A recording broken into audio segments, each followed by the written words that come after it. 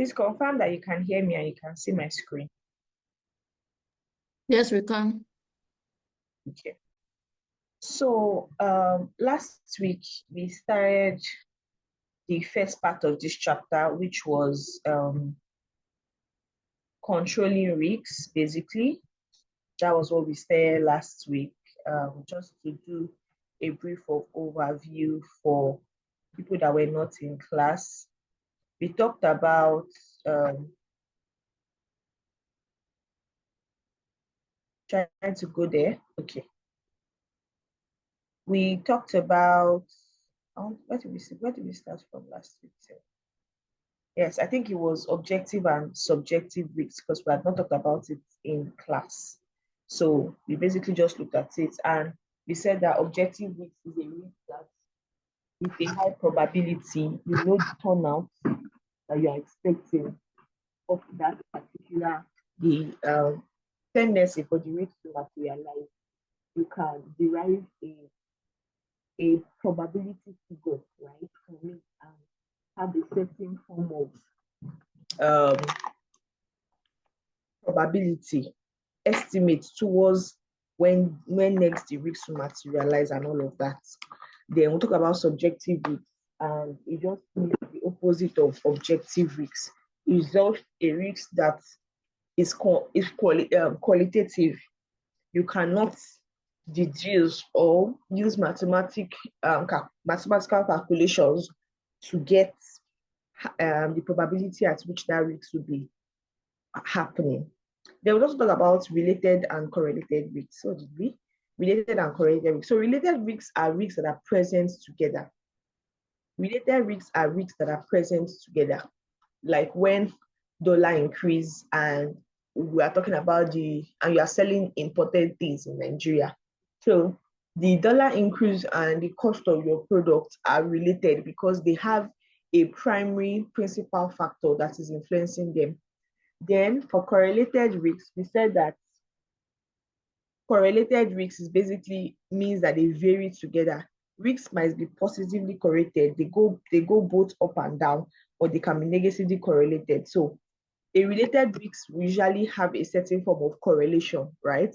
So a correlation can now be a positive correlation or a negative correlation, okay? So what's a positive correlation? When one is going up, the other one is going up, like the bread I talked about, like the imports of items and the price of dollar that I talked about. Those are positively correlated risks. Then we have negatively correlated risks. And for this one, when one is going up, the other one is coming down. So what will I use? What would I use? Let's say import duty and excise duties. If a country wants to discourage importation and encourage exportation, what would they do? They would raise import fees to be very high, and then they will sort of decrease export fees, right? So that people that want to take out goods from Nigeria will be encouraged to do so based on the fact that, okay, the pricing point is not so bad, okay? So that is correlated. That is a negatively correlated risk, all things being equal. Or let's say price of FX and agricultural produce, okay? So ordinarily, nothing that's happening in the demand and supply markets should affect potato that you have planted or yam that you have planted, okay? But I as an economics student, you understand that it's a revolving economy. So to a large extent, one variable of input actually has chances of affecting another variable than we think. Are you with me? Okay, moving on. That was what we did when we're closing out on this chapter, and we already treated past question on this chapter. Like I said, this is our 4th class on risks. If you are just joining us, please do well to I know that there are recorded videos on Zoom. We had our first class on 4th, we had a class on 18th, we had a class on 25th, and we have still been talking about risk management. And today is 1st of February. And that's when we'll be closing out on risk management. Like I said, it's a 16 hours topic and it makes up about 20 to 25% of your total exam. So please, let's pay attention to it. As we moved on last week, our major topic last week was controlling risks. And we talked about the three major people that are responsible for controlling these risks, which are our risk managers, risk committee, and who is the third one? Risk audits. Exactly. Thank you. Who was that person? I like to put my participants by this side so I can see you people. Okay. Let me move it. I can be seeing everybody's name, knowing who I want to call. Okay. So risk manager, risk committee, and risk audit. And for a risk manager, it's basically somebody that is the staff of the organization, although not directly a line manager. Talk about the fact that he has different type of risks that may be his direct responsibility. He doesn't do all the type of risks. There's some specific risks that he is responsible for. Okay. Moving on, we talked about the role of a risk manager, how he helps to identify risk, and how it works mainly to establish models, collect incident reports, and then in the end, he's now going to make recommendations to management. It is still at management disposal to give in or to say, okay, we want to follow the recommendations that this risk manager has given us, right? But like I said, he's just going to make sure that the company is following best practice as much as they can. Okay, so that is the role of a risk manager. And then we also talk about the effectiveness of a risk manager. I think we even saw this one in the past question. But how can you measure the effectiveness of a risk manager? All of this, the cocoa is the fact that is largely dependent on his role, the extent of his role, and the support that has been given to him, right, from management. Okay, support that has been given to him from management. It is like a subjective role. If management prioritizes risks, they will of course prioritize the work of the risk manager or the risk management people. But if they don't prioritize risks, risk manager will just be submitting reports. Oh, I think we should watch against it. I think we should come. Management will not do anything about it. Okay. So we're talking about the risk committee, and that's when I was explaining it with your typical final year risk committee structure. That was talking about the fact that what will happen in this case is that part of the board members would be selected to say, okay, we want you to carry out an extensive level of research, right? Findings on this particular risk. Then they will come back and present to the board. And then the board is still the one that is responsible for decision making. So committees do not make decisions. They will go do all the findings and they come back to the board and is what the board wants to do that we okay. So that is it about a risk committee. I also talk about the fact that there are some specific risks that are for risk committees: strategic risks, financial risks, compliance risks, strategic risks, operational, financial, compliance, and environmental. And I was talking about the fact that please pay attention to this, because you get into an exam and they're asking you that what are the risks that a risk committee is supposed to monitor. It is different from the risks that are the direct responsibility of a risk manager. We talked about it extensively that day. So for a risk manager, he's responsible for insurance, health and safety, information system and technology, human resource, financial risks, or treasury risks, and compliance risks. Okay. Yeah. So we talk about the role of risk auditors, and for them, it's usually like checking the process. They make sure that the process is okay. The last one was risk auditors. So risk auditor has a monitoring function, right? So audit is basically after a process has been done function. So it's basically coming to check what is happening. He will set up procedures for identifying the risks, check that the internal controls, check that the risk management systems are effective. He will check whether the level of risks that the company is embarking on is consistent with what the board of directors have said that, okay, this is the window at which we are allowing a certain amount of risks. Also supposed to check the failures with control and weaknesses that have arisen in the whole risk management process. So That is basically the work of a risk auditor. What about how the auditor basically performs a risk audit, the different stages? And I was saying that is closely related to your risk management. This one is identification, assessment, review, and report as against identification, assessment, is on the monitoring and response now for risk management. So please pay attention, because if they ask you for the four stages in risk management, is different from, they are similar, the first two are the same, but the last two are just because any audit that is being done without a report, no audit has been done. Okay, that was really what we discussed last week. I think we even went to do questions. Did we go and check questions on this? You guys can confirm. Did we? Oh, I said that we're going to do it today. I didn't get any prompt though.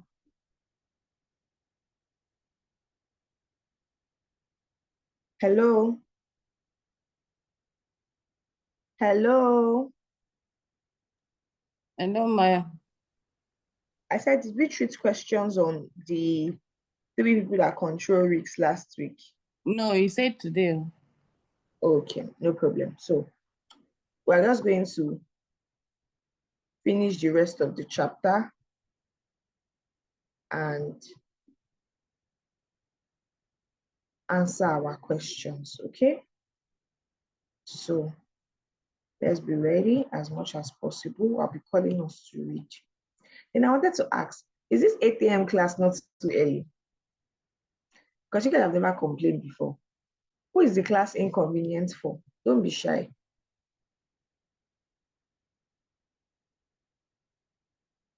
Hello? Hi, good morning. Good morning. I said you guys have never complained about this 8 a.m. class before. Is it not too early?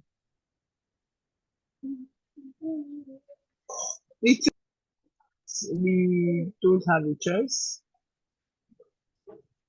At least for me, it's actually very early for me. But it's just one of the sacrifices you have to make for ICANs. Actually, very valid. Okay, hold on. Hold on. Moving on.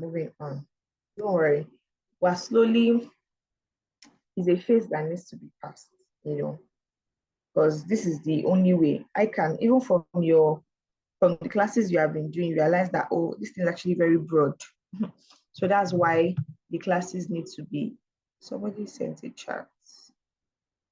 That's why the classes need to be as extensive as they are, because that is the only way. Okay. Me, I'm not particularly a morning person. I was still up today till like 2 a.m., almost 3 a.m. So that's why I'm like, if I was a student. But that's funny, because when we were students, we were making it for 8 a.m. classes. I think it was 9 to 6 or something. But anyway, that was just to cool the temperature off. So let's just start proper. Okay, so embedding risks. What does it mean to embed risks? What does it mean to embed anything? Embedding anything just means putting that thing into incorporation of what has already existed. Okay, that is what it means when they say something is your phone comes with some embedded softwares. What are the embedded software that your phone comes with? Your phone comes with gallery app. Your phone comes with Play Store. Your phone comes with, you understand, all those apps are embedded into your phone, right? They're not even things that you have to make effort to go and download or anything like that. So those are an example of an embedded software. Okay. Now, what does it now mean if we now want to embed risks? We're saying that, okay, we want to embed risks into an organization. Of course, it just means putting risks actively into the culture of an organization, such that everybody that interacts with this firm knows that risk management is a priority to them. So we said that it is important, however, that throughout the organizations, employees and managers are aware of risks and the need for appropriate risk control. We said that managers take decisions that expose the entity to risks, and they need to understand that there are consequences of their decision making. Yes, we can hear you now. It just like a Zoom literally just went off my screen. Okay, so I was saying that every employee needs to be aware. I think that's the last thing you heard, right? What's the last thing we heard? Okay, let me just continue with the hope that you guys can hear me. So risk needs to be incorporated into an organization. All employees needs to be aware. Let's say there's a health and safety hazard that is very prominent in this your job. It is not time to start concealing that information, right? People need to be aware of the possible consequences of their decision, and they should know, and they should be they should know how to manage it before the risk materializes. So the second one is that all employees and managers should understand the need to report risk-related information. You see schools in Lagos, somebody's child will literally die for maybe electrical blah blah blah, and then you see the school actively making effort to not bring the news outward, right? They don't want anybody to know about what has happened and everything. That should not be our first predisposition to risks. Risk-related information should be shared, because this thing is something that is not only affecting one school, but it can always be another school, you understand? And then the next one we have is that in some entities, it could be serious consequence of failure to comply with regulations and procedures. For example, in banking, there must be a widespread understanding of anti-money laundering regulations and the rules against mis-selling of bank products.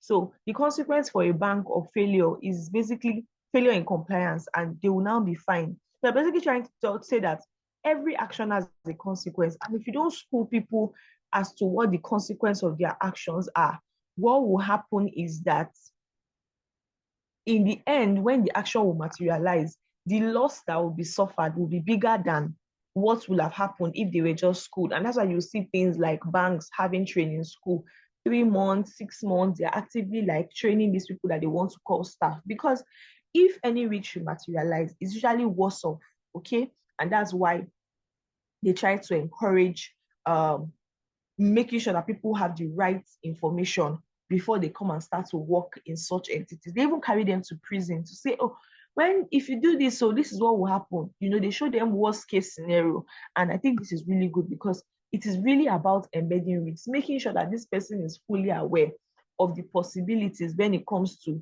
their job.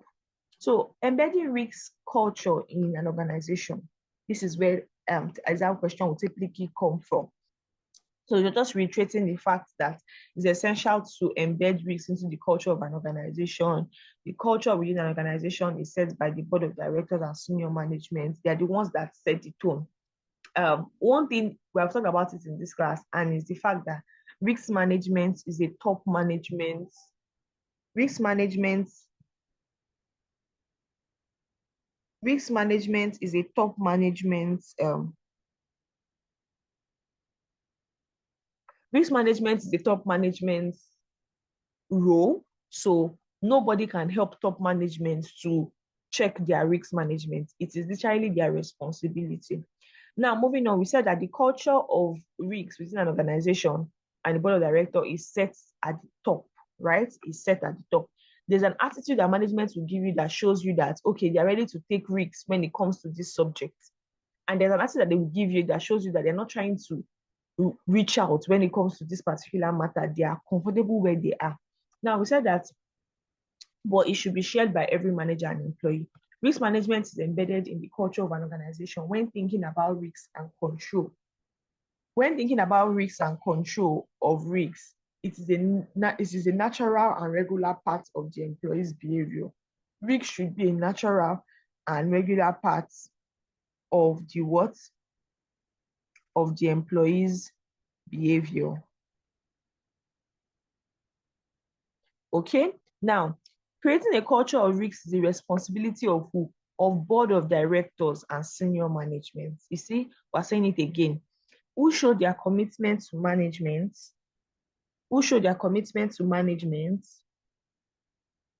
by the things they say and do. So that the things that they say and do that will show that they are embedding risks. Number one, there should be a reporting system in place for disclosing risk-related information. There should be a reporting system. The moment a switch is shaking, the moment there's a compliance, new compliance rule that can affect that organization, they should share it immediately. Let everybody be aware of the possibilities. Okay. The second one we have is that managers and other employees should recognize the need to disclose information about risks and about the failures in internal control. People should not be hiding information. You understand? Share risk-related information, because you don't know whether in the midst of all of that, there are solutions that can be implemented. The second one is that there should be a general recognition that bad news should be reported as soon as it's identified. The sooner problems are identified, the sooner measures are taken to control it, okay? Because sometimes, by the time the information comes out, it can no longer be salvaged, okay? By the time the information comes out, it can no longer be salvaged. So you should be willing to always share risk-related information. The third one we have is that, okay, the fourth one is to create a culture. They should create a culture in which problems are disclosed. There is openness and transparency. Employees should be willing to admit mistakes. But who can tell me why employees are not usually willing to admit mistakes in workplaces? What are the reasons why employees are not willing to address mistakes in workplaces?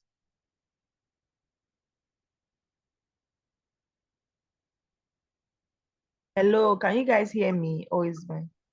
Yeah. Okay. What is the reason why employees are not usually willing to admit mistake in workplaces? Fear of being laid off or something. Yes. Yeah. Fear of being laid off. Because I even wanted to say a stigma that comes from, is this person that did what is wrong and all of that. Short paying. Okay. Alexa, raise up the hand. I can hear you. You can speak. Short paying, yes. Those ones that they will calculate your money and the errors you did and remove your error. I remove they'll say, you fell down this thing. We're going to remove from your salary. That's why people don't confess to their mistakes. Alexa, you can speak. Actually, ma'am, they are maybe have the fear to be judged, Mm-hmm. humiliated, something like this, and the maybe the environment has not set up the culture where the I mean to admit that they have a mistake. That like there's a room that okay, you now tell me so that everybody also can learn from your mistakes so that this mistake will not be happen again. So Yeah. just like that. And that was what, thank you very much, Alexa. That was what I was going to say, that one thing that comes with, like, as a person, I really don't like making mistakes.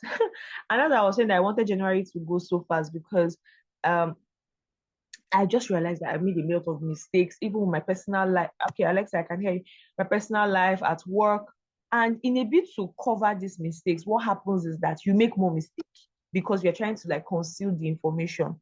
Okay. And that can really be a problem. And why do people not want to make mistakes? It's because of the stigmas that, this person, everybody will know that this person has done this particular thing. And then you start to fidget. And the moment you start fidgeting, of course, there's no solution in fidget, there's no solution in anxiety. Okay, and that's why you realize that the best companies, even the best celebrities, when they are being dragged, you see them respond. The best way to react when you are in the middle of a risk situation is not to set ring lights, is not to want to solve that thing in the heat of the moment, because at that point, people are not hearing you. People are not hearing you, they're just reacting based on a certain information that they've gotten. So it's better to calm down, allow the information pass before you now treat it. A typical example can be this whole Hilda Basi situation and 6K pepper soup. How many of us heard about it? You know that I said that I've left you guys.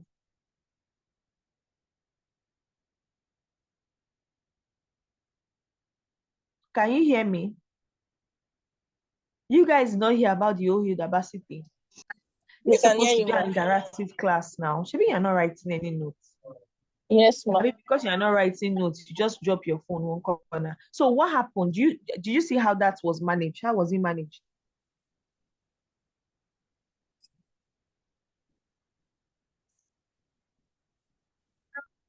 No, I didn't hear anything about her. Oh, okay. So nobody in this class know about how it was managed. I So think somebody Hilda had, offered a voucher or something like that. yeah, somebody had gone to her restaurant to buy pepper soup and it was 6,000 naira. She got there and realized that, you know, that container they used to do more in that small one. That was what they used to put the pepper soup inside. And the girl could not believe it. That, what do you mean that this pepper soup is 6K?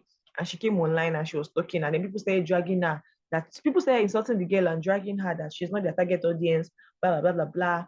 That Bass is one that costs it. She always makes her things free and all of that. So people said that, oh, does not, he actually did not pay. It was very small, like it was literally tiny from her video. And instead of just coming to pull ring light to start to discuss the matter, her brand just literally reached out to her. Hidabasi herself with her page, not even the My Food by Hilda, reached out to her, apologized, all of that, and gave her a 50K voucher, right? So you can see that the way a risk situation is being managed from start to finish is very important. They did not start dragging the person that sold to her. They did not, you understand? They did not start, she didn't start to say, do you know how much I paid for the building? Do you know all those informations are necessary? Okay, Alexa, you can unmute and speak. Okay. Olatunde said she was compensated. Yes. Alexa, your hands are up. You want to speak? Just want to share something, ma'am. Um, this kind of this thing, I believe that, there's no perfect. Everybody can make a mistake either by intention or not intentionally. But the end of the day, as an individual, like for me, my experience, I always submit myself to the boss and confess whatever mistake I did. I say, sir, I'm so sorry, sir. I done this thing. It's my mistakes, but I try to resolve this one. This is the solution now, and this thing, and I promise it won't be happen again. So from there, I learned my mistakes. Not I'm aware that I should not do it, or maybe I will be more careful next time so that this happening will not be happen again. And from that, I think from that kind of attitude, maybe the employer will appreciate you at least. Yeah. Yeah. So that's the thing. See, to be honest, then it is not a one size fits all. People have shared risk related information and they've suffered. See, 8 out of 10 times self, right? They've suffered. And it is not easy to come out to say, oh, I'm wrong, oh, this is what happened, and I take responsibility for it. It is not the easiest thing. And that's why sometimes people like to have like anonymous feedback systems when it comes to putting in place a reporting structure. Maybe you don't want to say your name. Mm. You don't want to say your Um, name or all of mm. that. So that the person is protected, but maybe that particular situation is being opened up that, okay, this is a problem that we are currently having, you understand? So yeah, Actually, ma'am, I'm doing this one. I already more than 20 years in my work. So each company I spend like ten more years. So I spend like that. So I'm saying that there's an honest mistake, you must just accept it, because if you hide your own mistakes, you will just make another mistake to cover it. You are making more stories to memorize, instead of saying it now, what happened, and then you act to it. What are you going to do? Not to and maybe accumulate this one, and it's finished. At the end of the day, you don't carry anything on your head, on your heart. Yeah. You don't feel guilt. So Mm. I mean that trait maybe some individual will develop as well. I saw it in a corporate sites. They are doing this one, and I don't. Sorry, but I don't. I don't really I don't really connive those kind of people because I believe no one will learn on his own mistake if you did not expose them. If you Mm. want to grow the person next to you, you need to expose it, and then so that he will learn, because the fraud is coming from the small mistakes.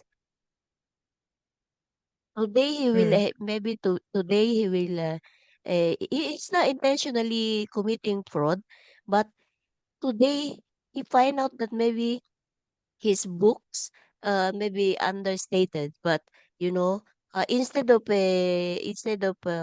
coming out to say that I have an overage cash of this in my hand, because you are Mm-hmm. scared to come out that cash on excess cash on your hand, keep it in your pockets. You thinking that Mm-hmm. And then this one yeah. will not be traced at the end of the day. It will still Yeah. trace. But on that day, admit your mistake, and it will not aggregate to more mistakes. That's this thing na. Thank you. Thank you so Just much. like that, Alexa, ma'am. can you guys see that this subject is very personal to Alexa? And what I like was the fact Mm, that she said she has worked 20 years. This thing is not, and this is some of us who are 2 years into our career, we're 3 years into our career, and then we just feel like, oh, I'm not supposed to make a mistake, and then all of that. This is somebody that has she has said that, oh, she has actively worked in this space for 20 years and there's still always room for mistake. You know, one thing that always humbles me, something that happened in the course of the week, right? So we're doing something in my office and my manager had to project her screen. And I saw that she went to, like, one of our browsers was Google, how to. And I was like, this is my manager that I've worked 10 years in this particular space. Like, why is she searching how to? That's you have worked now, you're supposed to know everything. So that's just to tell us that it is an evolving process and there's always room for growth and everything like that. Thank you so much, Alexa. Okay, so moving on. Now, they just showed us examples of how we can, okay, we have the fifth one, openness and transparency will not exist if there is a blame culture. And this is on the part of management.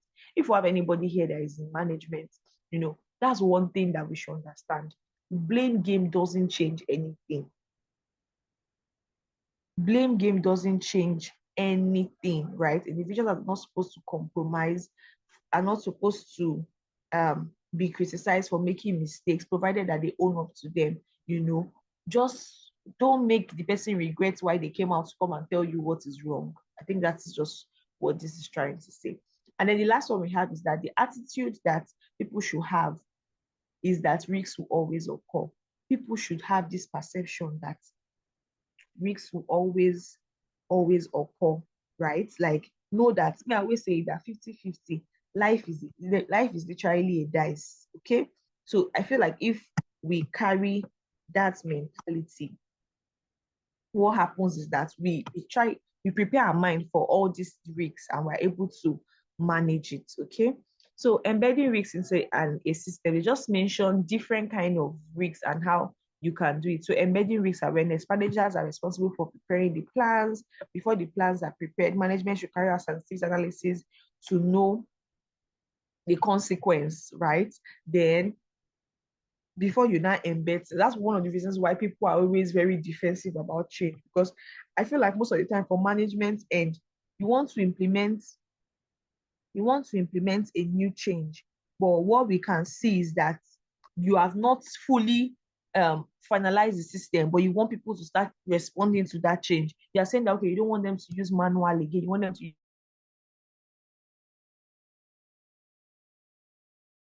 words are contradicting with the systems or the resources that are in place. Okay. I don't know why my internet connection is unstable. Can you guys hear me? Can Yes, you we hear can. me? Yes, yes. Okay. So now just have another small subtopic, that what is the role of professionals in risk assessment. So they said that in embedding risks, so risk managers and risk auditors have a role in risk management, but they cannot be effective unless risk is embedded into the organization and its system. The risk management team of an organization can assist in development of risk management. They can teach the team about risk management so as to ensure that strong reporting, examining structures exist. However, there are two things that this risk management team cannot do. They cannot put forward a corporate structure that establishes risk awareness and transparency, and the culture needs to be set and passed down to all staff. What I'm basically trying to say that you are not the one that is going to put a risk awareness into an organization. It is the responsibility of your managers. It is the business managers that will first make sure that everybody is organized before the risk managers and the risk auditor now starts to embed risks into the organization. So we go again, it is the responsibility of what? Of management. So now we're going to talk about the methods of controlling risk. I don't even know, it looks like we've done this thing before, but no problem.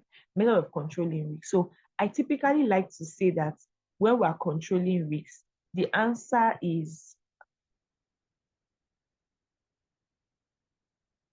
TARA, our TARA model,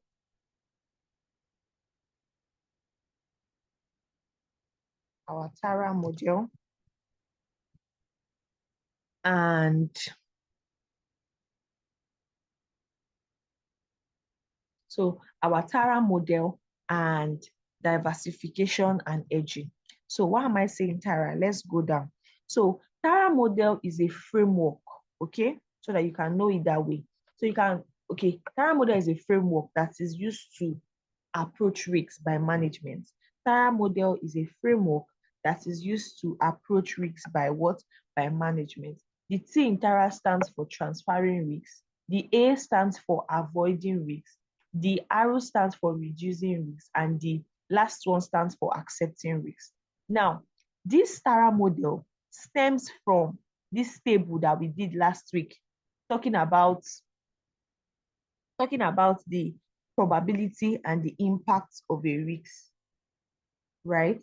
The probability and the impact of a risk. So we have, when it has high impact and low probability, what do? You transfer the risks, okay?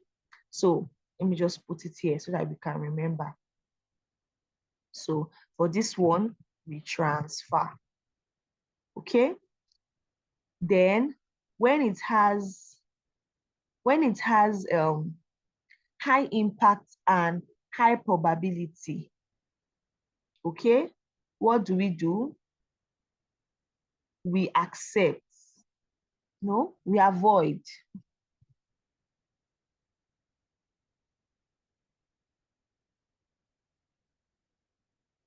When it has low impact and low probability, you accept.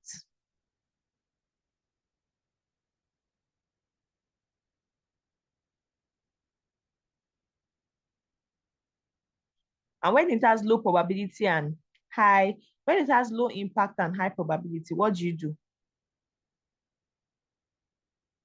What do? Because we did this table last week. You reduce. Thank you. So you cannot stop it from happening. Like, you can't go to the office and stop your electric socket from shaking, right? But what you can do is to tell people that, oh, when you are taking out your phone or something from the socket, don't force out the socket. When you are leaving the office, everybody turn off the socket. You understand? All those things are an effort to reduce the impact of that risk, because the probability of it happening is actually high. So this is our TARA model. Based on this, our risk map, it shows you how to categorize a risk. There are some risks that the impact is high, but probability is very low. Like the probability of what happened in 2020 to happen in Nigeria again is very, very low. Okay. But when that particular risk materializes, what happens? The risk itself is very high. Okay. Then we have avoid. These ones have high impact, high probability. These ones are the ones that when they materialize, they can lead to the end of that business. Okay. So there are some things that as a business owner, you don't even want to venture into at all, right? Like you don't even want to make sure that your business should not smell it, right? Because when it materializes, it can lead to the end of that particular business. Okay, we have the ones we accept. We accept risks that have low impact and low probability. We accept risks that have what? Low impact and low probability, because these ones, you have to accept something, right? Then the ones that have low impact will have a high probability of um, materializing. You make efforts to reduce that risk to an acceptable level. Okay, so moving on. So I was telling you that the way to respond to your risks is what? Your Tara model. So we already talk about transfer here. We already talk about what does it? We'll talk about the difference between transferring and sharing, right? But after your Tara model, what we have is just what? Diversification and hedging. And do you understand now when I say the way to respond to risks is Tara model plus diversification and hedging? Are you with me? Are you with me? Yes, ma'am. Yes. Okay. So let's look at diversification. What does it mean? What does it mean to diversify? You guys, are you sure we did not do this thing last week? Did we? Anyway, let's just continue. Okay, Alexa, I'm with you. When diversified, it likes example like you have 10 eggs, you're not putting that 10 eggs in one basket. You not Mhm. to do it different baskets so that if the one basket will lose, at least you still have nine or whatsoever. Yeah. Thank you. So shall I already explain, diversification just basically means spreading risks, right? Having different portfolio. And that's why you see that even businesses as big as Dangote, they are selling fuel. But did you see that Dangote, because they're selling fuel, now pack up cement? No, you understand? Because that's what it means to diversify. Selling not this fuel that they want to take it out of. So that's what it means to diversify. So they said that basically investors will put their shares into different companies. Okay, that's what it means to do what? To diversify. Okay, so that they can have minimum losses. Maybe when everything is being aggregated, when you have a mean of the amount of diversification. So this material is very self-explanatory. You can always just read it. So risk transfer, the major way we transfer risks, the major way we transfer risks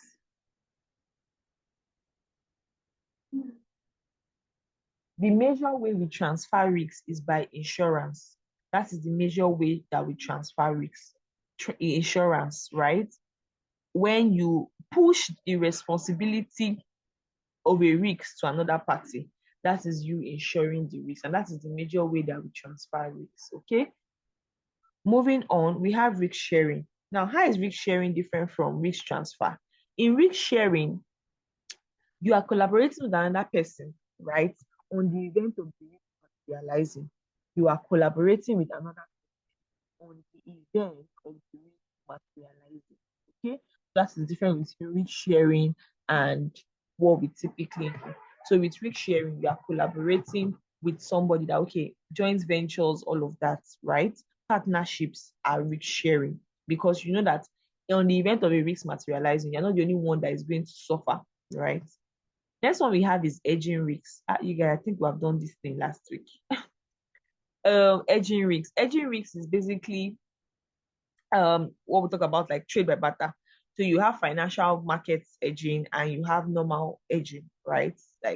And a major example is just to protect against currency risks. You want to buy something in May and you have the money now and you know that dollar is not stable. So you just want to pay right now so that anything that the dollar is as at May, it will not affect you and it will not be your business. Okay.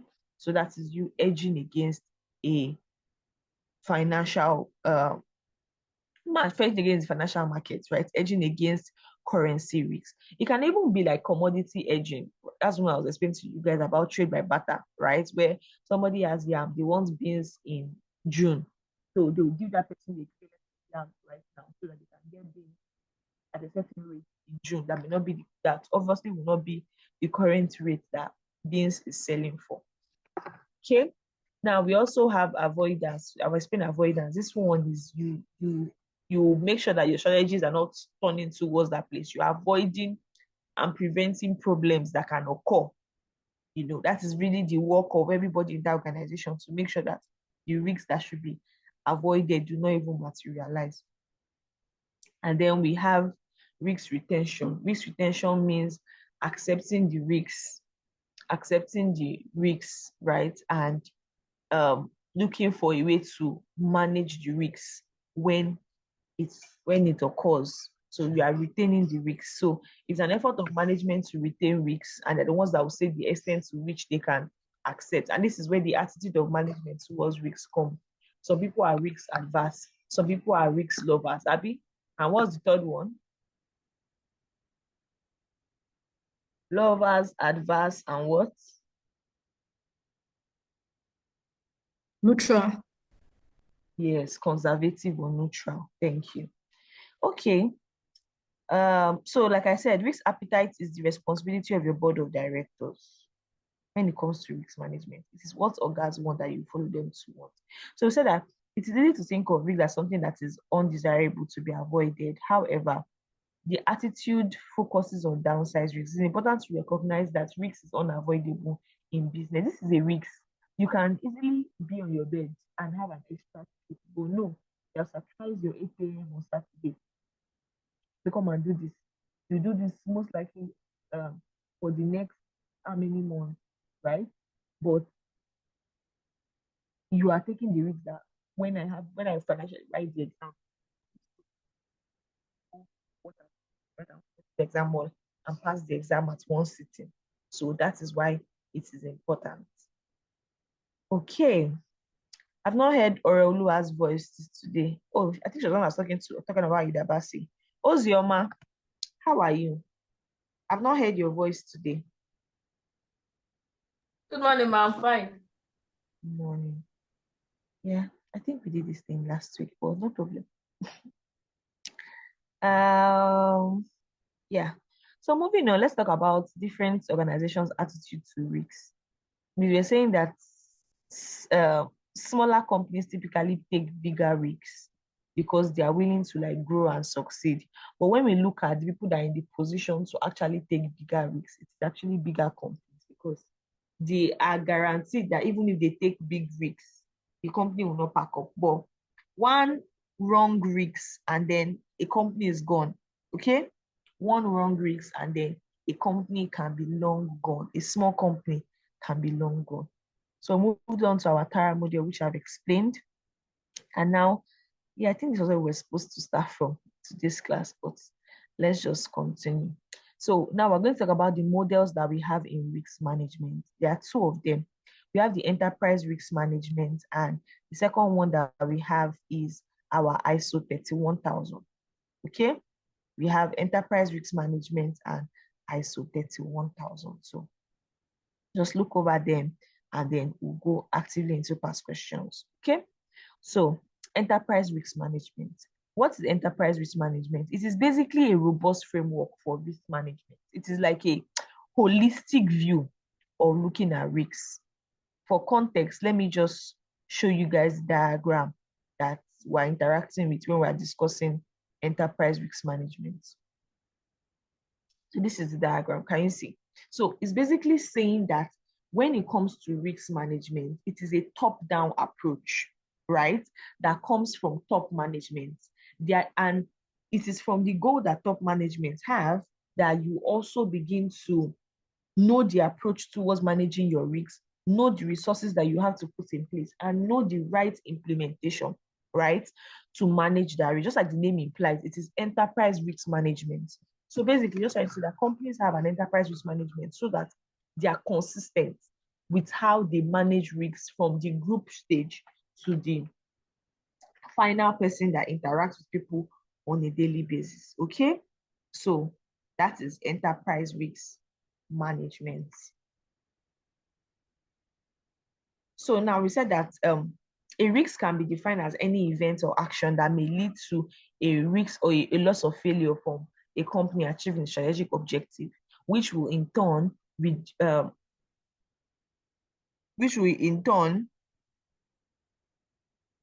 add or reduce the stakeholders' value. So now let's look at this diagram.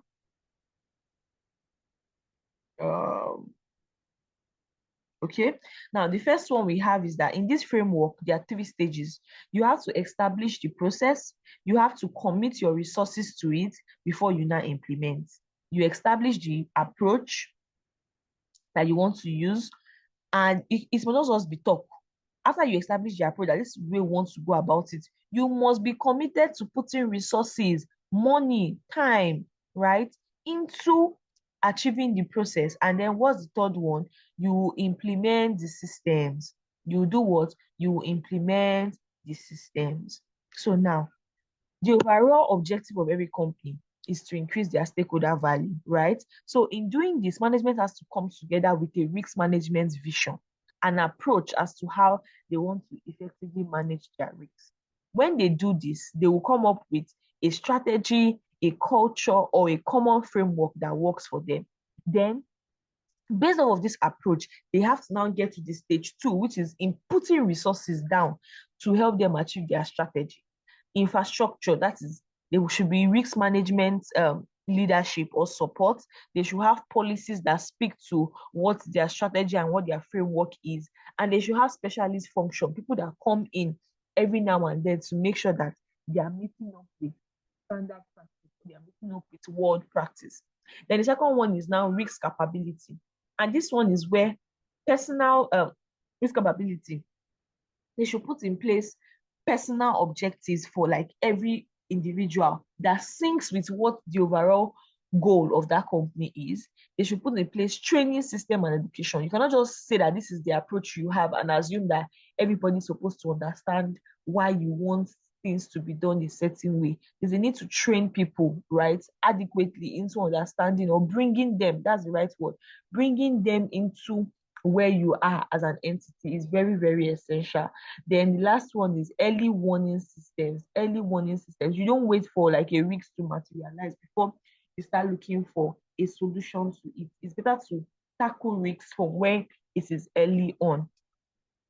Then the last phase is now the implementation phase. This is where your everyday workers come in. Your everyday workers are not the ones that will be helping you to put in place resources. They're the ones that will be assessing it, treating it, and monitoring it. So assessing it is make sure that they're identifying it, they're properly profiling it. Okay, is it amber green? Is it green? Is it red? And they're taking ownership. This one is very important. That's one thing that Alexa was saying, that you need to take ownership when it comes to risks. I'm the one that's responsible for this. I'm the one that did not do it. That thing is very humbling. It's very humbling because I've had to do it so much, like at work, or like I resumed a new job and they're like, oh, this is supposed to be you, you're supposed to have done this and all of that. And it's very humbling to like admit that, oh, it is me that should have done this, like this was an oversight and all of that kind of thing. It is not easy. Then treatment, it is not supposed to end at assessment. When you now assess a risk, you're supposed to put in place ways to effectively treat it. And then the last one is managing the risks. So we have approaches to risk management. The company should have a clear strategy. It is the flow of this diagram. That's what the approach is. They should have clear strategy. They should have a culture. They should have a common framework, and there should be infrastructure for towards risk management. Okay, so that's what they are saying. There should be infrastructure towards risk management. Then we have the capabilities. In the capabilities, that's where you are putting in place a form of training, like I've explained. You are making sure that individuals' objective have a reference to their performance in terms of risks. You are putting in place systems that enable them to provide early warnings of like breakdowns and all of that. Then we have the main risk assessment. So risk assessment is a 2x2 matrix. That's this 2x2 matrix. A simple risk map is what we just did up that we use to analyze our Tara model. Okay, so explaining the frequency, which is the probability, and the expected loss, which is the impact. And that will now help you to know how to treat your risks. What is residual risk? Residual risk is the risk that remains after effort has been put in place to reduce a risk to a minimum extent. Like example, you are trying to say that, oh, as a company, we're trying to reduce our exposure to foreign exchange. So we're going to convert all our money to FX.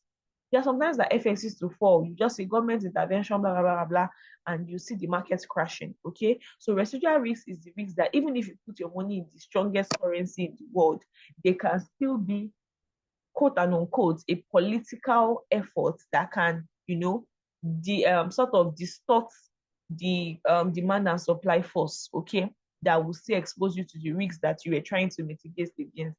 Or, like I tell students, extend grace to yourself when you write ICAN exam. People treat ICAN as a whole, but I always say that treat ICAN as single course by course, right? Course by course. You have written 5 papers, you have passed 4. Some people, they literally lose their joy, like, oh my God, I failed one, all of that. And I'm like, okay, treat it one by one. God, I'm grateful I passed CSME. I'm proud of myself for passing CSME. I'm proud of myself for passing FR. I'm proud of myself for passing PM. And then you take it up again, because most of the times they're usually residual risks. When I wrote my ICAN, I started from ATS. From when I started my ATS to my professional, I only failed once, and I failed CR. I left the exam when I realized that I did a mistake in, like, how they'll tell you to select questions from each area. Like I didn't select like the required number. I selected 3 in 1 instead of 2 and all of that. I don't even know if that was the reason why I failed the exam, because I wrote the exam and I was very confident that I was going to pass it and all of that. And I felt really bad because I was like a top management in the center. Oh, how will I fail exam? All of that. But there is a room for residual risks. It is the risk that remains after all effort has been done to basically like mitigate against the risks. So we have risk monitoring. This one is the responsibility of managers. And they said that there should be key performance indicators where this person understands that these are kind of things that I'm responsible for, and I'm making sure that I'm putting them in place. Okay. So we have ISO 31000. I want somebody to read this for us. It's not long at all. So who should I call? Olatundun, can you speak where you are? Let's take ISO 31000 together. Okay. Okay. ISO 31000 on risk management. In 2009, the International Organization for Standardization issued a standard on the implementation of risk management systems. ISO 31000. ISO 31000 may be used by any organization in any industry or sector and can be applied to any type of risk. Its purpose is to promote international standardization in risk management systems. In 2010, the Institute of Risk Management (IRM), in collaboration with the Association of Insurance and Risk Managers and the Public Risk Management Association (ALAM), issued guidance on ISO 31000. Can I continue? Yes, but let me just explain a bit. Thank you. So, like we said, ISO 31000 is like, the same way you have your standards, right? ISA. ISO is a standard called the International Organization for Standardization. So they issue different standards, and this is the one that just related to us as per risk management. They issue like standards on standardization of processes generally. So they had the one that's related to like engineering, they had the one that's related to like food, and then different industries take the ISO that is related to them and then work on it, you understand? So this is one that related to us, and it's just basically risk management and the standard of risk management in every organization.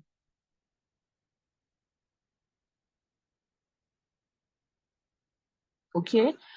So moving on, it said that in 2010, the Institute of Risk Management, in collaboration with the Association of Insurance people, basically the guideline on ISO 31000. Okay, so you can continue.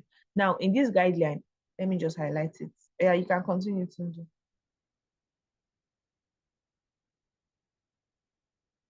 Hello. You should drop off. I'm here. Okay.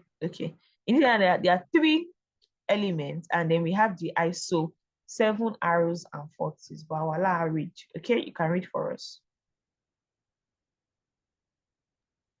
Okay. ISO 31003 elements. Risk architecture. This consists of the roles and responsibilities for risk management within the organization and the risk reporting structure. For example, consists of the respective roles and responsibilities of the board, the audit committee, the group risk management committee, the risk disclosures committee, the CEO, business unit managers, individual employees, risk managers, specialist risk management functions and internal auditors. Risk strategy of the organization should be specified, including the risk appetite of the board. There should be a risk management action plan and resources to support risk management activities and Mm. risk protocols. These are the rules and procedures for implementing risk management and the risk management methodology that should be applied. For Thank example, there should be rules, procedures and methodologies for risk assessments, risk responses and incident reporting, a business continuity plan and arrangement for auditing the efficiency and effectiveness of controls. Should I Okay. continue? No. I'm trying to just put something together. ROS. Yes. ROS. Text me. You can see my screen, right? Everybody can see my screen. You can see the small diagram I'm drawing. Yes, we can.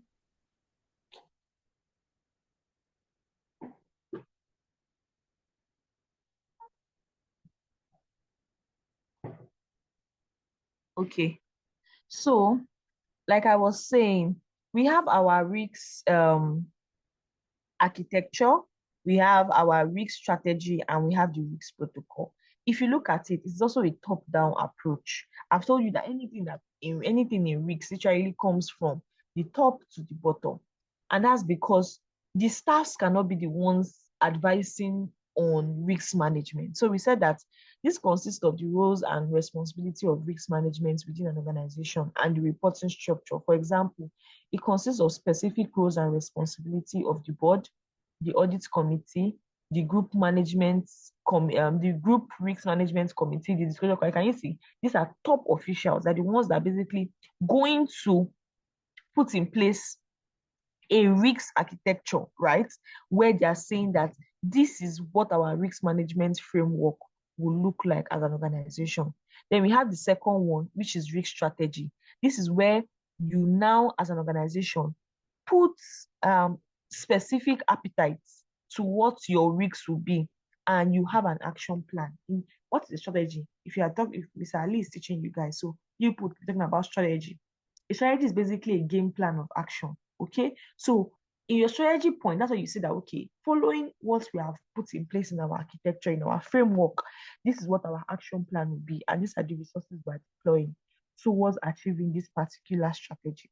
Then, sorry, the last one we have is risk protocol. So risk protocol are the rules, they are the methodologies, right? I used to hold on to these two: rules, procedures, and methodologies, right?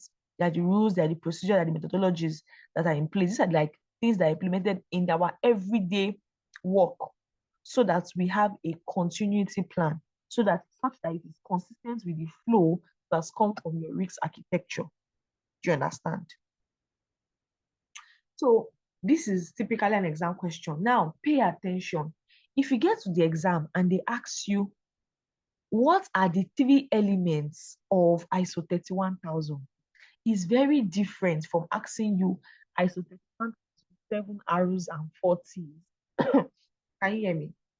It's very different from ISO 31007 arrows and how many T's? 40s. It is very different. So now, don't read as 31,007 hours and 40. Okay, I'm with you.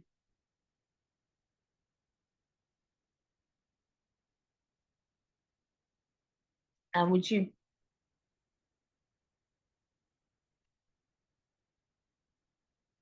Hi, Tondo. Please take it down.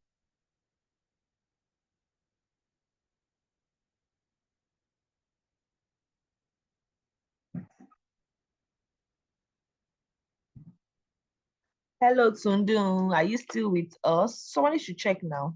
I'm here. Okay, so ISO 31,007 hours and 40. Well done. Okay. ISO 31,000 uses the 7 Rs and 4 Ts of risk management as a framework for the implementation of a risk management system.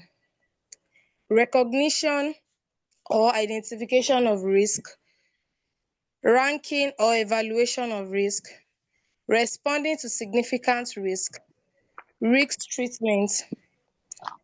Under risk treatment, We now have we have tolerate, tolerate.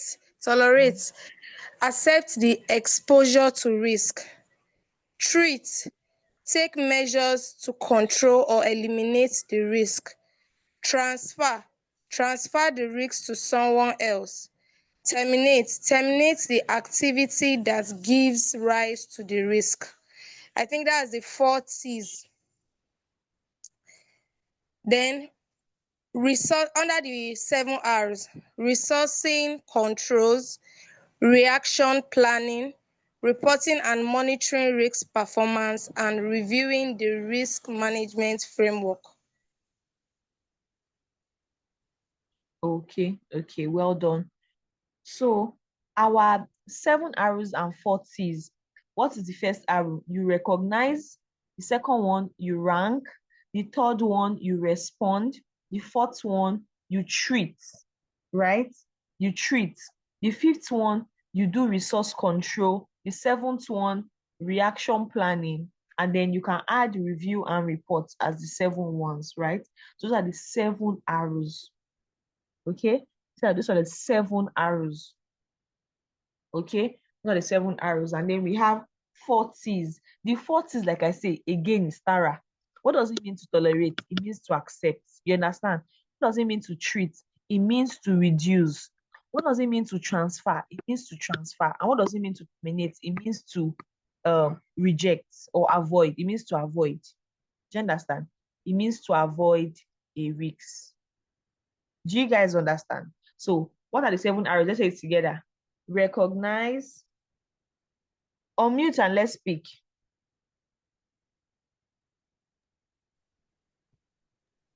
Recognition, Identification of risk. Recognize, rank, No, response. now let's say it together. 1, 2, ready, go. Recognition, Recognize, ranking, Recognition, response, treatment, resource control, reaction planning, reactions, and then reporting. reporting and reviewing. Okay, so that is it. So please pay attention. They can ask you for the elements of ISO 31000, and it is very different from the treatment of risks. Okay, it's very different from the treatment of risks. Okay, no, it's very different from this. I thought it's not that different from the element of risk assessment. Thank you very much, Sundun. So I want us to take these questions.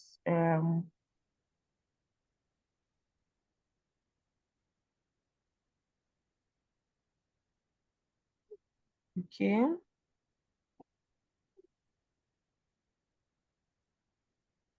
Okay.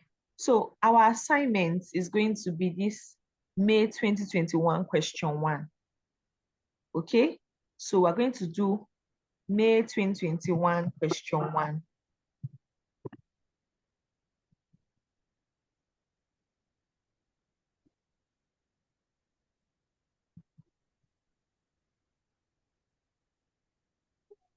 Okay.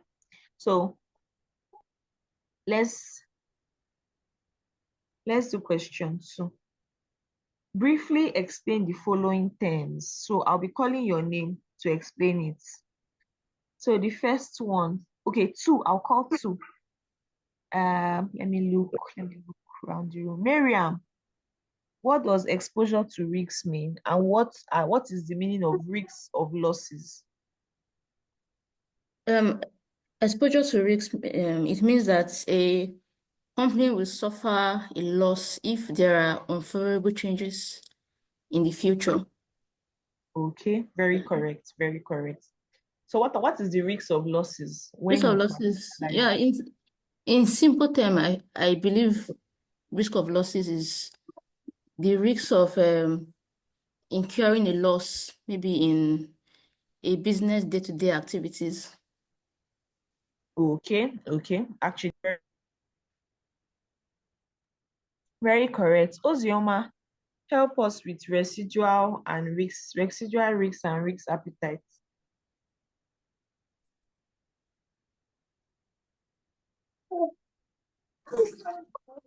Please, my son is not feeling well. I'm not really concentrating. Okay, I said Osioma. Are you one that is speaking, or is it Jacinda? I'm indisposed now. The boy is Okay. vomiting. Like I'm attending to my baby, please. Sorry. Okay, Jacinda, were you going to speak to that? I see that you are unmuted. Mommy. What's my son? Residual risks and risk appetites. Okay. Residual risk. This can be seen as risk that remains even when adequate procedure or adequate safety management or means have been put in place. Okay. While risk appetite can be seen as the level or extent of risk a company is willing to take to ascertain a maximum or a speculative profit. Okay. Well done. Thank you very much, Jacinta. Okay, moving on. There are methods of managing and controlling risks. So I want somebody to do Tara model for us, and then somebody will do diversification, sharing, and edging. So Oreoluwa, explain how you can use Tara model to manage a risk.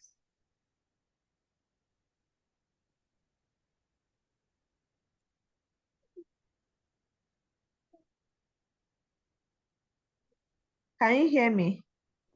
I can hear you. Okay. Are you sure? Are you on transit? Yes, ma'am. Are you sure you can speak? Huh? Okay, so explain the Tara model for us.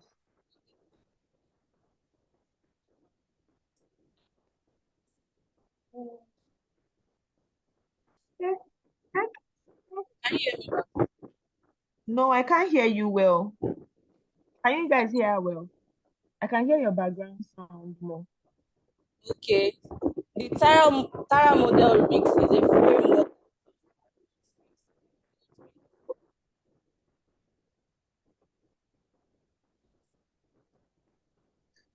Wow. Can you hear me? No, your network is fluctuating. It's fine. Let us answer it in-house, okay? Thank you for the effort. Or you can use the chat. Okay. Yes. Okay, Ms. Aisha, please, can you help us?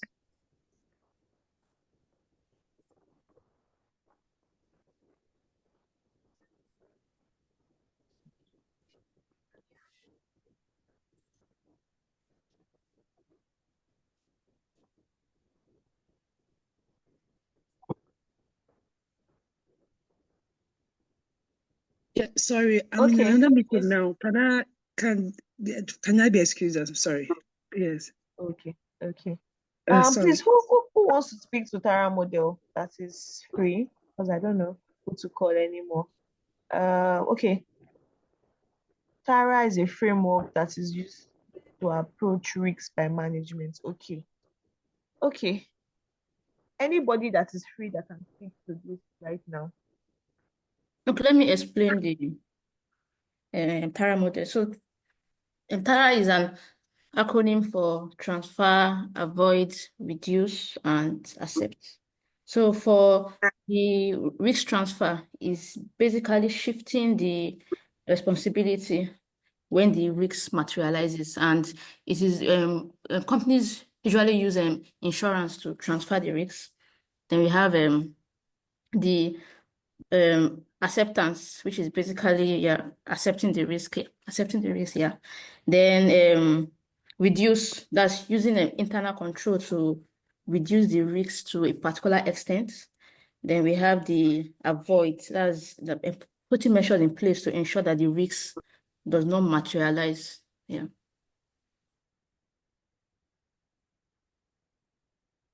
Okay, well done. Thank you very much, Miriam. So diversification,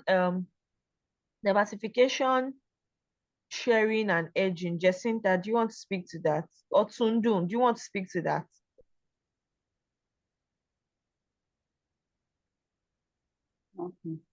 Okay, the diversification can be seen as spreading of risk, maybe to another organization, like sharing or dividing your risk. I don't know.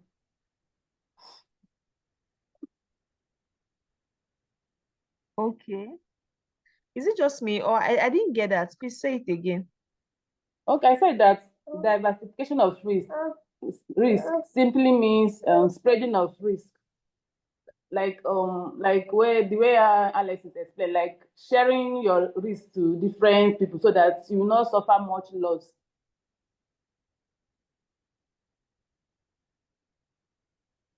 Hello? Yes, yes. I don't know if I'm correct or not. You said sharing of risks is what? Like diversification of risk means spreading it. Yes, yes. That is giving it like portioning it so that you not suffer much loss. So I'm asking, I don't know if the explanation is correct or adequate. Yes, diversification is just sharing risk. So that's correct, right? Okay. Yes. Risk, and then you said that risk transfer is making provision like insurance. You make reference to insurance company, like making provision for risk using insurance company. Okay. Okay. Okay. Then what's edging?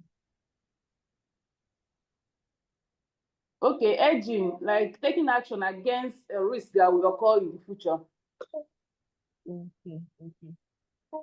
Okay. Well done. Well done. Okay, so we have a question here.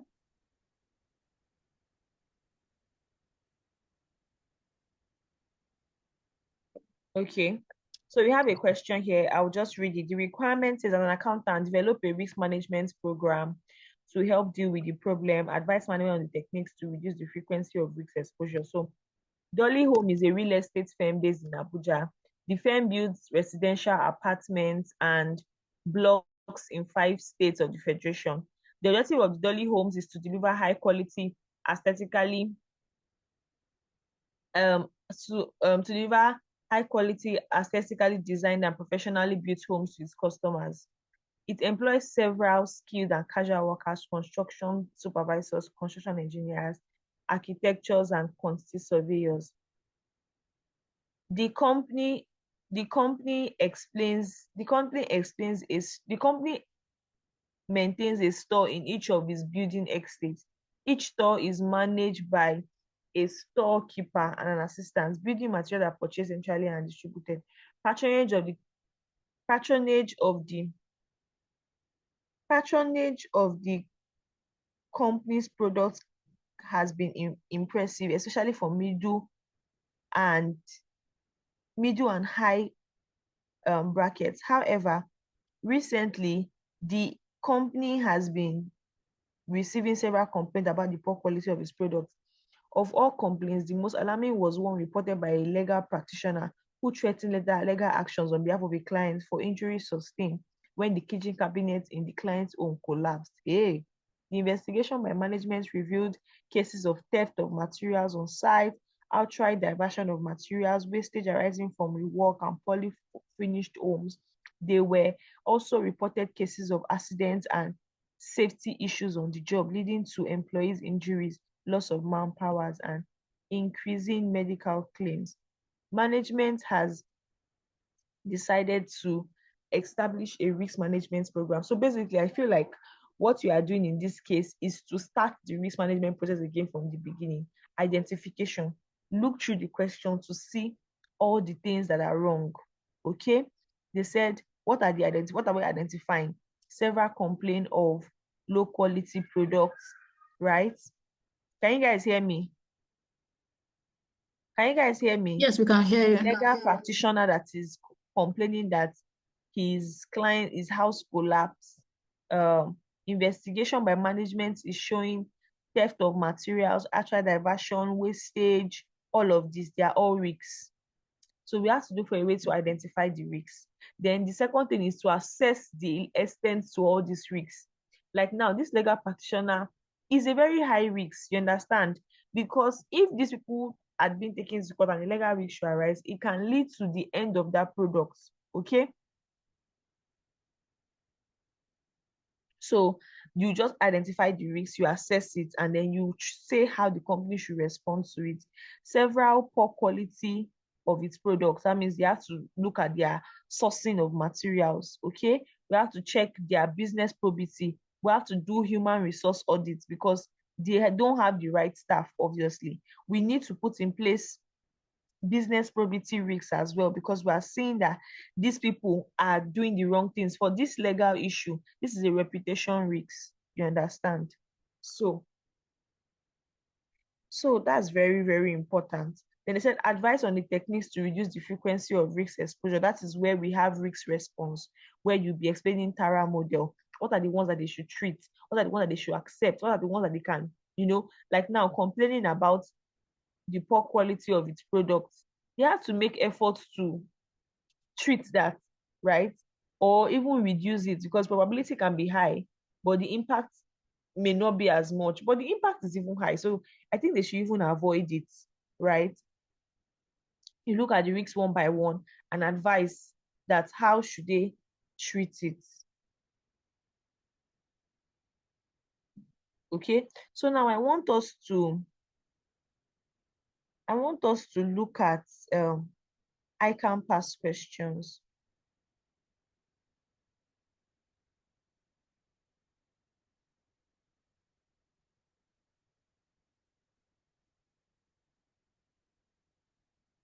Okay, so like I said, your risk chapters are identifying risk assessments and controlling risks, these two. So we already did the identifying risks and assessing risk past questions 2 weeks ago. So let's look at the controlling risk. So let's check it's very old, or the current one. Okay, so let's do Please. Huh? This Can chart, you hear me? did you share it with us? No, it is not a material for networks. When we finish the class, I will share it with you. But I think I shared an image of it on the group.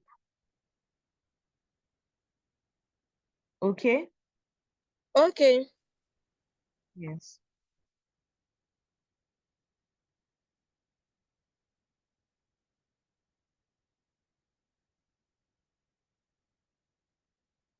Okay. Okay, let's just move on.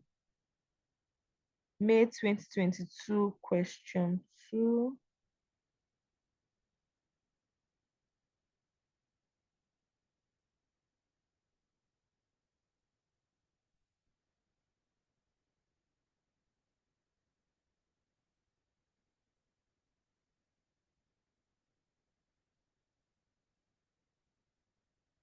Okay.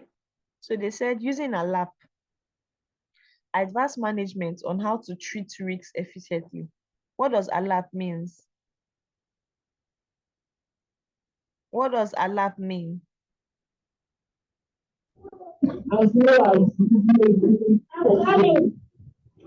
Practicable. Okay. So as low as reasonably practicable, that is a risk being ALAP. Advice management on the need to engage a risk manager. So that is you just defining who a risk manager is. It's somebody that is coming to come and make sure that the organization is meeting best practice as it relates to risk management. He's not a direct line manager, but he reports to management, and he makes recommendations, right, based on his level of risk. Okay, so eliminate the roles of a risk manager. So we have that in our material as well, the role of a risk manager. This is where he collects risk incident reports, put in place risk methodology, make sure that he does like training. Okay, I'm coming. I just want to go there so that we can see it. So helping to identify risks, putting in place tools for identifying risks, establishing modeling methods, collecting risk incident reports, assisting the head of department and other line managers with line managers, and then monitoring best practice.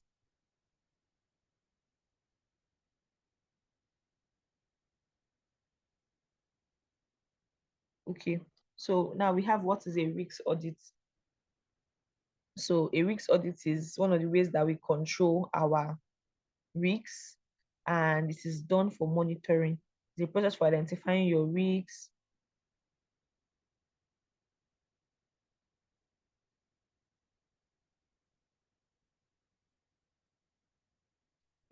for identifying your risks, understanding the level of internal controls, making sure that your risk management are effective, and then making sure that your level of risks is very consistent with what the board of directors have said that they want to do. Okay, and then we have the last one that says that illustrate to the management the stages involved in a risk audit. So what are the stages that are involved in a risk audit?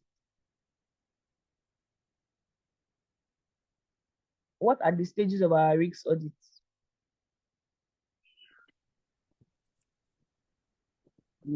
We have assessment, review, and report. Huh? Identification, assessment, review, and report. Thank you. So that's 4 marks. Thank you. So let's go to the next diet. May 2021 question 2. May 2021 question 2.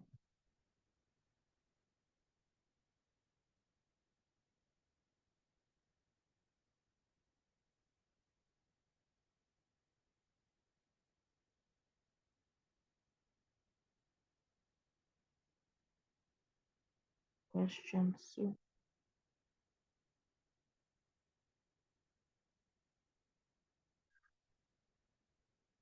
Okay. So review the statements above in the context of the role of a risk manager. Very similar to what we already wrote. Help visits, establishing tools, establishing modeling methods, collecting risk incident reports, and assisting the head of departments, similar to what we had already said before.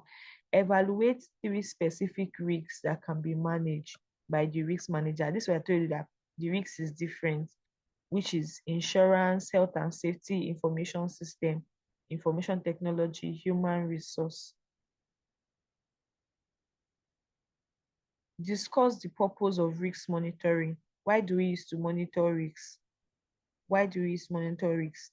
It's because we want to make sure that you are able to provide assistance, advice, and to improve risk assessment within an organization. So you can see that the material actually really works, and it is just to your use. I always say that the only wrong time to look at your past question and the answers, can you guys hear me, is when you are inside the exam hall. Before you enter that exam hall, there's nothing wrong with you looking at a past question. Okay, so next up we have November 2020 question 2.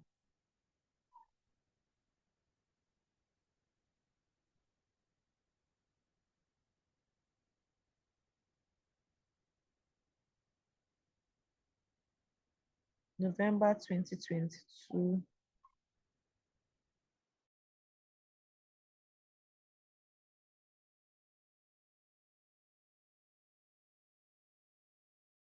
You will see risk question in every diet.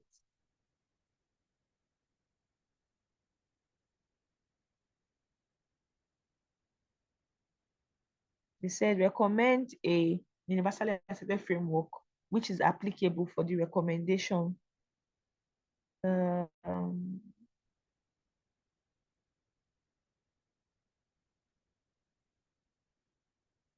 November.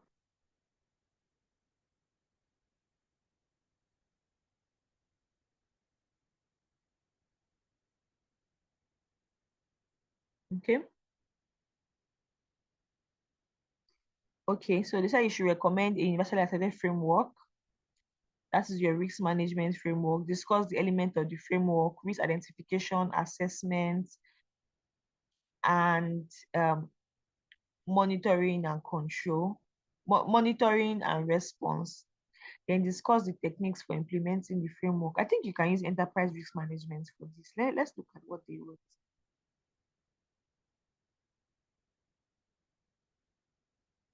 Yeah, so they use ISO 31000. But I think you can also use enterprise risk management for this. Okay, so you can see, you have seen the question and you have seen what the answer was, because I was not really clear about the question too as well, the format that it came in. But because it's not even ISO 31000, they said they've implemented different frameworks. The board of global masters are resolved to harmonize these frameworks into a framework into a universal acceptance. Okay, so the point they gave was like universal acceptance. So if you have used enterprise risk management here too and you really broke it down, you also be correct.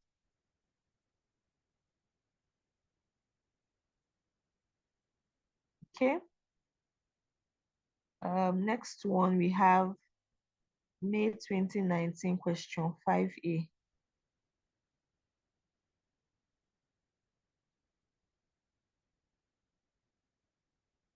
They say you should define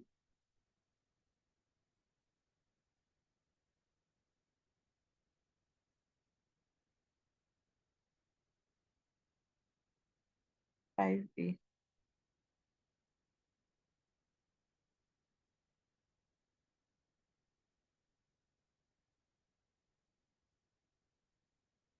Explain the term diversification strategy. It just means to always spread out, right? It means to always spread out your options when it comes to risks, managing different portfolios so that the effect of these risks is usually being managed in the end.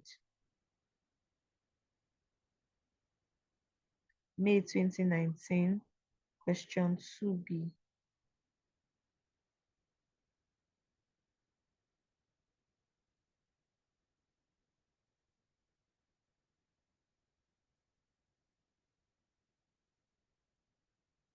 Question 2B.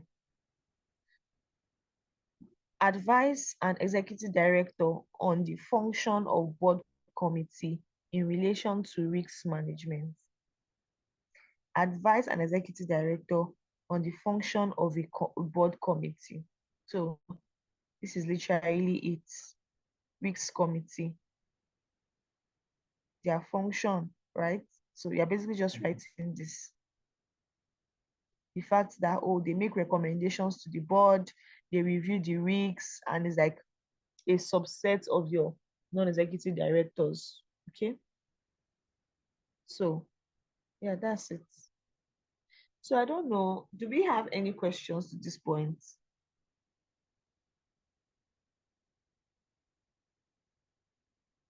Can you guys hear me?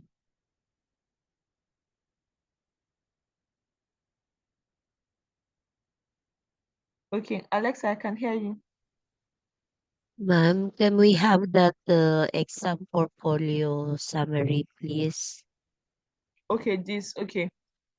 So yes, no problem. I'll share it on the group.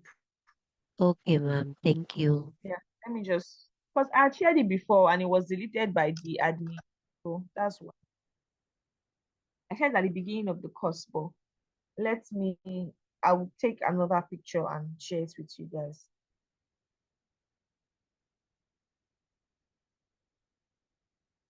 Okay. So I don't know, does anybody have any question?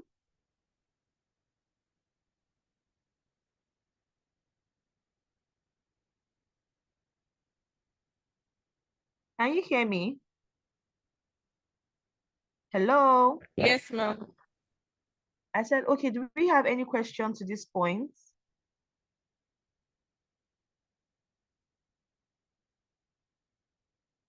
Hello, can you hear me? Do you have any question or should I ask my questions?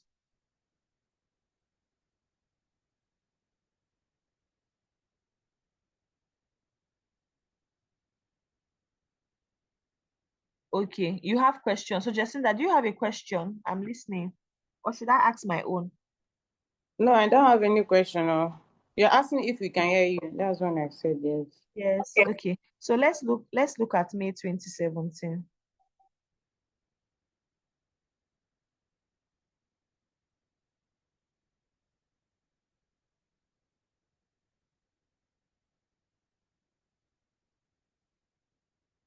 They said, briefly explain the nature of risks to Malam Damidi. They said he's a civil servant who won a sum of 100 million, being a very conservative person who is adverse to risks, is contemplating putting the money into a fixed deposit at 14% or into treasury bill at 18%. These two options are considered to be virtually risk-free. Mr. Madoff, a risk consultant, advised him to invest into the production of shea butter, coconut oil, and black soap with a promise of 52% per annum. In an attempt to convince Mr. Danladi to invest in these items, Mr. Malov tried to educate Mr. Danladi on the nature of risks and how effective to monitor and control them in the ways that will ensure that the business remains profitable. Briefly explain the nature of risks to Mr. Danladi. So you're basically saying what risks is. The risks that you're basically explaining what the risks is. It said discuss 4 distinct means of controlling risks. Your Tara model, right? And your diversification, your hedging. No, yeah, that's the answer.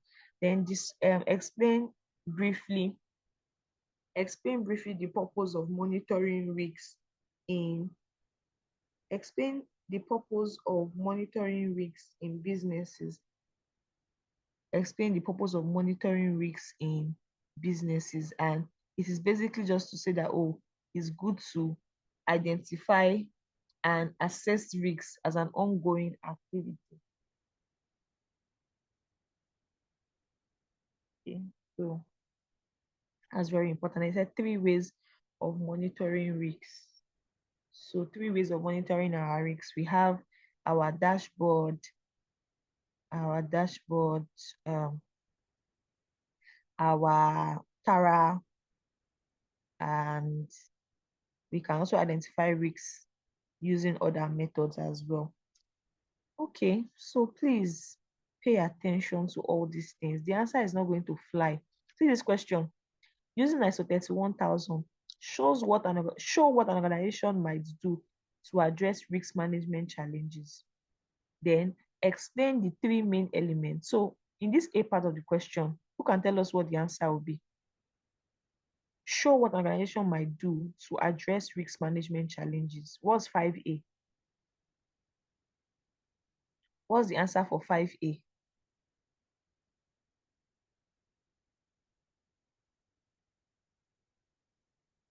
Hello? Can you guys hear me? Yes. Yeah, I think you're basically explaining the 7 R's and the 40s. Okay, that's for question A. Very correct. Then for question B, what are you doing? Okay, the risk aspect.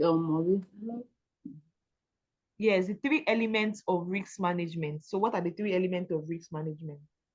Is it protocol, risk protocol? That's the risk architecture, protocol, and strategy. Yes, Risk architecture, strategy, and protocol. Okay, so like I said, there is everything that you need be able to pull through your risk management has been taught. We haven't realized that. I'll try and go into the recording. I think that we basically repeated what we had even said last week. Okay. So please, what I'm saying is that it is your responsibility. I've given you guys an assignment. Now let me even add one more.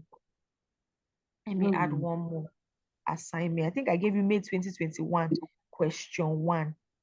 No, well, please just get it from the updated material, right? The question that is there, the question 1 here. Question 1 here. Yes, the question 1. This question 1. And then let's add something from the material. So let's do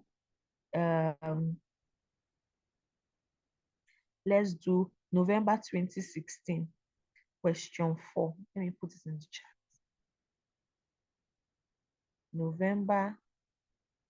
May 2021, question 1 from PAC.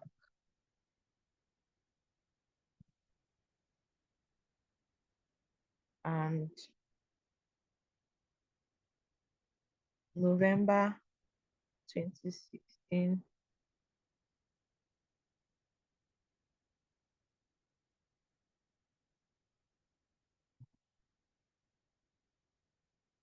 question 4.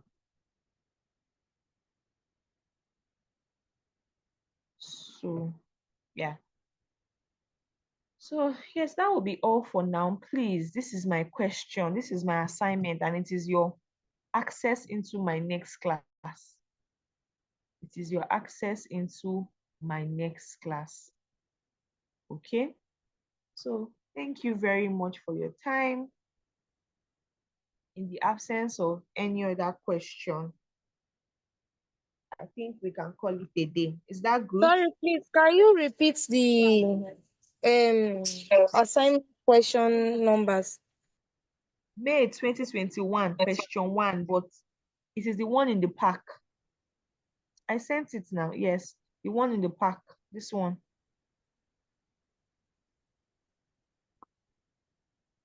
This one.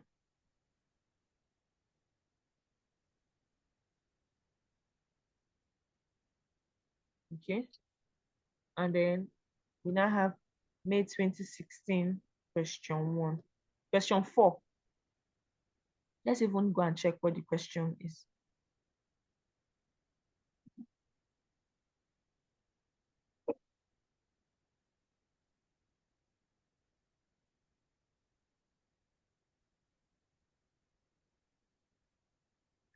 Okay.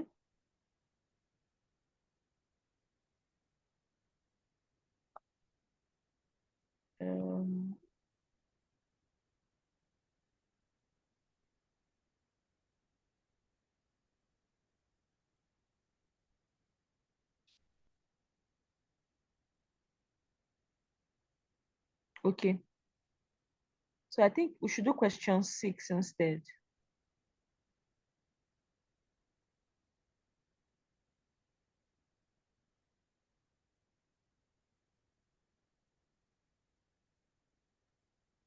Okay. So let's do question 6 instead. Let me edit it.